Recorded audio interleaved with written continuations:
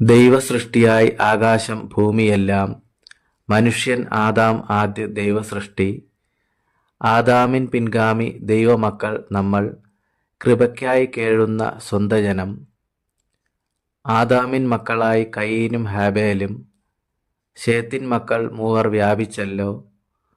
10-ാം തലമുറയിൽ നോഹ എന്നൊരു ഭക്തൻ.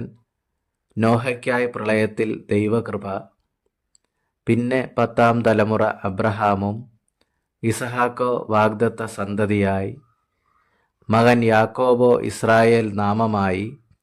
യാക്കോബിൻ മകൻ യോസേഫ് മന്ത്രിയായി.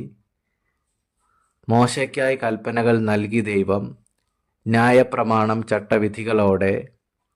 ഊഴിയ വേലയിൽ നിന്നും സ്വതന്ത്രരായി. കൃപയാൽ ഇസ്രായേൽ ദൈവജനം. മന്ന നൽകി ദൈവം മരുഭൂമിയിൽ. യോശുവ ന്യായാധിപർ രാജാക്കന്മാർ. ഏലിയാവ് എലീശയും ശമൂവേലുമേ ദൈവത്തിൻ അരുളപ്പാടറിയിച്ചവർ. ദൈവത്തിൻ പാത അനുഗമിക്കും ശുദ്ധർ. ദാവീദോ സങ്കീർത്തന സ്തുതികളാലെ. ശലോമോൻ നിർമ്മിച്ചു യെരൂശലേം ആലയം. കോട്ടകൾ പണിതോരു നെഹമ്യാവുമേ. യെരൂശലേം രാജനാം യേശുനാഥൻ ദൈവത്തിൻ പുത്രനായി അവതരിച്ചു. യേശുവിൻ ശിഷ്യരായി 12 പേർ. സുവിശേഷം ലോകത്തിൽ മുഴങ്ങിയിടുവാൻ.